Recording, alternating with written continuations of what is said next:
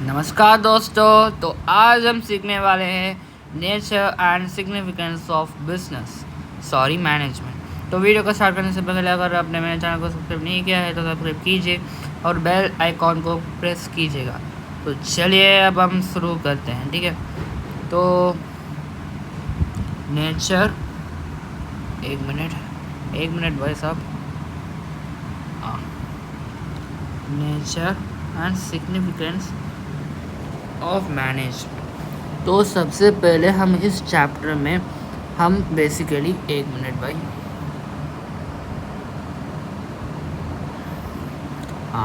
इस चैप्टर में हम बेसिकली मैनेजमेंट के बारे में चर्चा करने वाले हैं। तो हमने 11वीं में हमने बिजनेस के बारे में थोड़ा बहुत जाना था, ठीक है। क्या क्या होता है, सोल प्रोप्राइटरशिप होती है, जॉइंट एंड फैमिली बिजनेस होता है, जॉइंट स्टॉक कंपनीज होती है, कोऑपरेटिव सोसाइटीज़ के बारे में जाना था हमने। तो ऐसे करके हमने 11th में पूरी तरह क्या क्या है, बिजनेस क्या है, सबसे पहले हमने जाना था। Economic activity, non economic activity, ये सब हमने चर्चा की थी, ठीक है। लेकिन हम 12वीं कक्षा में मैनेजमेंट के ऊपर ही चर्चा करेंगे, ठीक है। आखिरकार ये मैनेजमेंट क्या है। तो एक मिनट भाई साहब,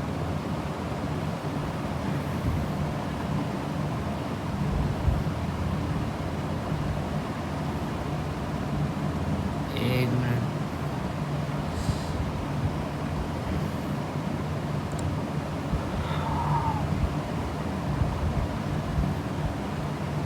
ठीक,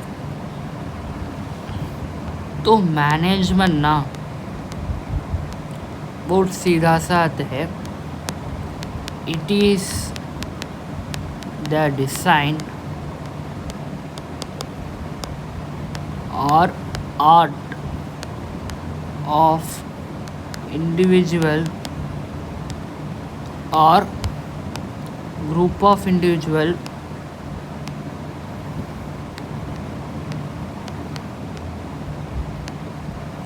doing work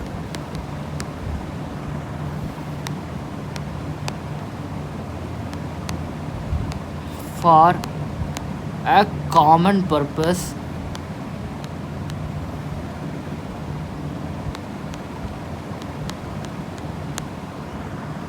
managing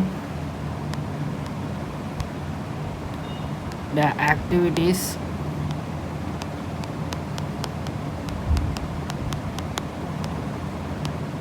of the organisation.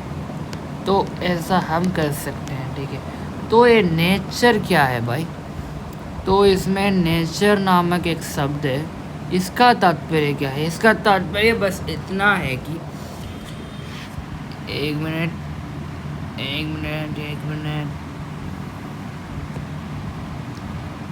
कहाँ है भाई साहब, मैंने कुछ नहीं करने का, एक मिनट।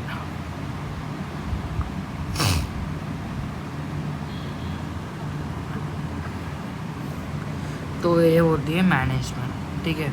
जब भी हम किसी फर्म के प्रोडक्ट्स, उसके परचेज, सेल, जो भी है, ठीक है। अब मैनेजमेंट का सीधा सा अर्थ ये है कि मैनेज करना, ठीक है।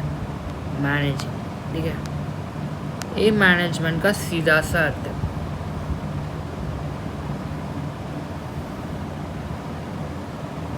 यार, ठीक है, ये मैनेजमेंट का सीधा सा अर्थ है कि हम किसी फर्म को या किसी चीज़ को, अगर हमको एक गोल होगा, ठीक है। गोल का तात्पर्य बस इतना है कि अगर जियो ले लो, टाटा ले लो, तो टाटा का तो ये है गोल, हमको प्रोडक्ट सेल करने हैं, मुनाफा प्रॉफिट कमाना है, ऐसा गोल होगा ना। तो यही है गोल, कॉमन पर्पस यही है। तो ऐसे कॉमन पर्पस है और उसे फुलफिल करने के लिए जो भी टास्क हो रहे हैं, ठीक है, जो क्रिया हो रही है, और उसे मैनेज कौन करेगा, मैनेजमेंट करेगा, ठीक है। एक अच्छे से मैनेजमेंट से हम बहुत सारे मुकाम हासिल कर सकते हैं। ठीक है, तो यही है इसका तात्पर्य, बस इतना है। ठीक है,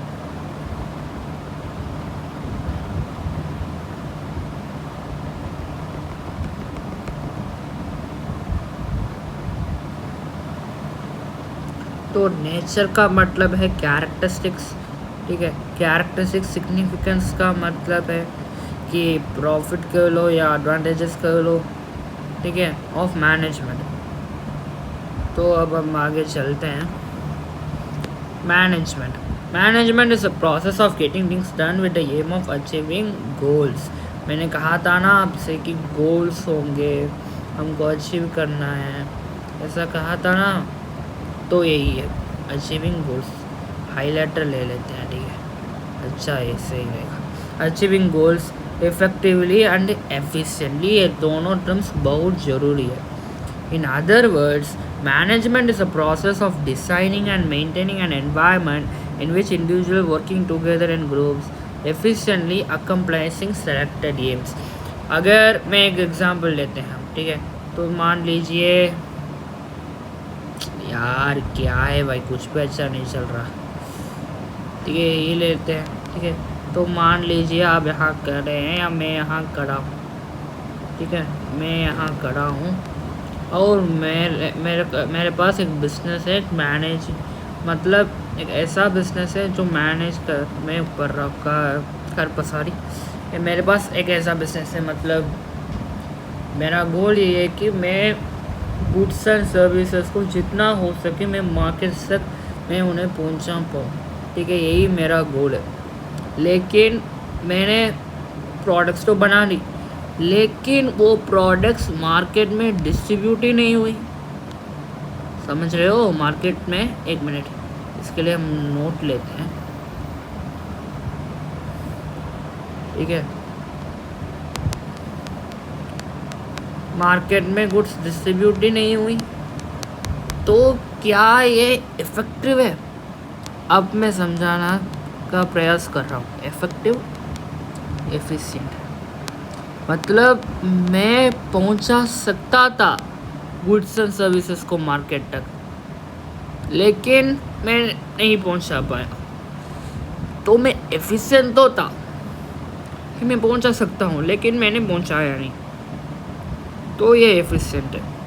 इफेक्टिव का मतलब वो टास्क अगर कंप्लीट हो जाता ना, वो इफेक्टिव है।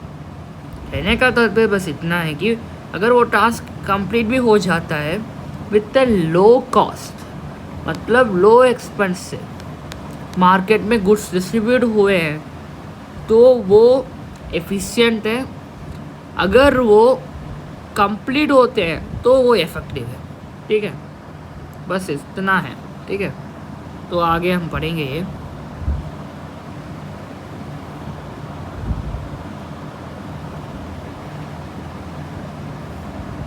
आगे बढ़ेंगे कहाँ पर? हाँ, यहाँ पर है। ठीक है, तो इफेक्टिवनेस का तात्पर्य बस इतना है कि इन मैनेजमेंट, मैंने कहा, एक मिनट भाई, एफिशिएंट इफेक्टिव कहा था ना मैंने। एफिशिएंसी यहाँ है, effectiveness. Efficiency refers to completing the task with minimum cost of optimum utilization of resources.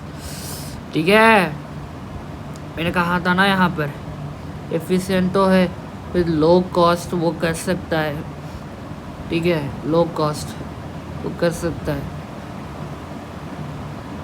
जब आप लो कॉस्ट में अपने गोल्स को अचीव कर पाते हो ना, तो वो एफिशिएंट कहलाता है। अगर वो टास्क कंप्लीट हो जाता है वो इफेक्टिव है। बस इतना सा फंडा है भाई। ठीक है, तो हाईलाइटर, हाँ, FS2, एक मिनट, हाँ, efficiency refers to completing the task with minimum and optimum utilization of resources। यहाँ पर doing the right task, completing activities, achieving goals। बस it focuses on deriving more benefits from using less resources, being effective है, concern with end results, ये end results पर concern नहीं है, higher profit पर ये फोकस करता है, ठीक है। क्योंकि अगर आपकी कॉस्ट कम होगी, ठीक है, अगर आपकी, बस साहब क्या करूँ मैं, हाँ, अगर आपकी कॉस्ट कम होगी तो प्रॉफिट ज़्यादा होगा, है कि नहीं। तो बस इतना सा फंडा है। तो नेक्स्ट, तो इससे पहले एक स्लाइड है, तो प्रोसेस का मतलब जान लेते हैं। Process refers to series of sequence of steps. Management is a process because it perform series of functions. ये कोई रोटी बनाने का खेल नहीं है कि अगर आप रोटी बना दिया जाए तो तुरंत बना ली, ऐसा नहीं है। एक प्रोसेस है, ठीक है, एक तरीके से सिस्टमैटिक तरीके से चलता है। ऐसा नहीं है कि यार चलो मैनेजमेंट है तो कुछ भी कर लेते हैं। लेकिन मैनेजमेंट ना एक यूनिवर्सल फिनोमिना है। इसका तात्पर्य बस इतना है कि हर जगह मैनेजमेंट है। आप अपने स्टडीज़ को मैनेज कर पा रहे हो, ठीक है, और हर एक के लिए हर एक के पर्सपेक्टिव में बहुत सारे हैं। तो अब हम फीचर्स की ओर चलते हैं। Features goal oriented, pervasive, multi dimensional, continuous, इन सब की चर्चा करेंगे हम। तो इससे पहले मैं एक बात करना चाहता हूँ। तो एक था भाई स्लाइड, एक मिनट वो आने दो, देखते हैं। तो management is a goal oriented process. इसका तात्पर्य क्या है, इससे पहले जान लेते हैं, ठीक है। तो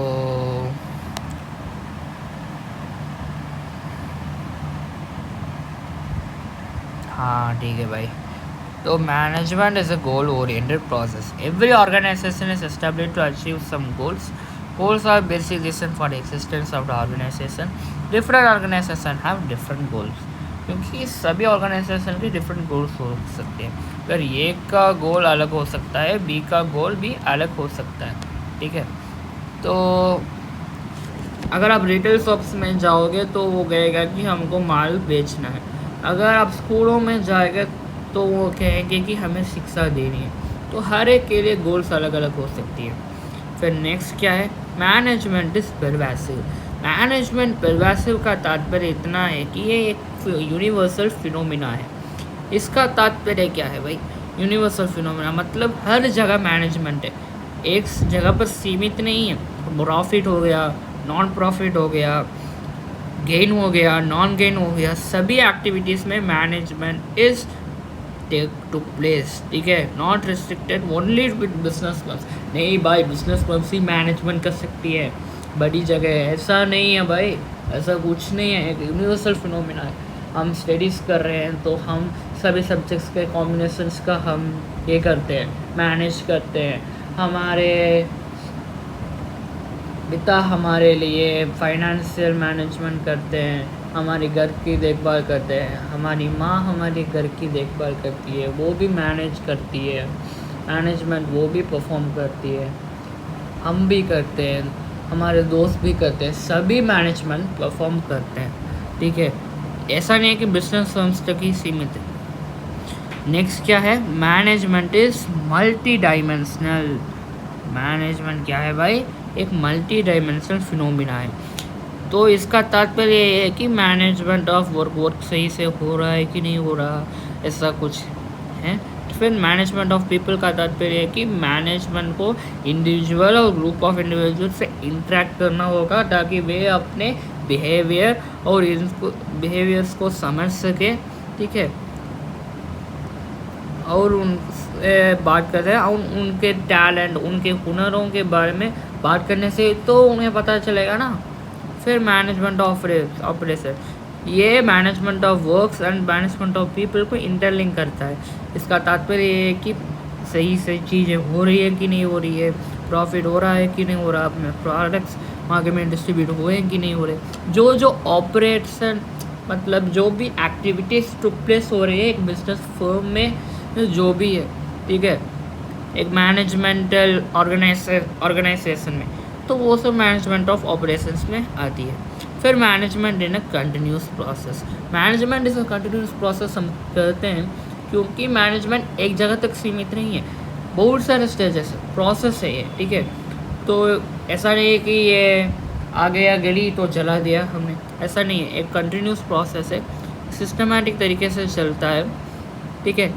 लेकिन यहाँ पर ना टॉप लेवल मैनेजर को ज़्यादा काम करना पड़ेगा, ज़्यादा प्लानिंग करनी पड़ेगी, लेकिन लो लेवल मैनेजर उतना नहीं करेगा, ठीक है, प्लानिंग के लिए समय। Management is a group activity,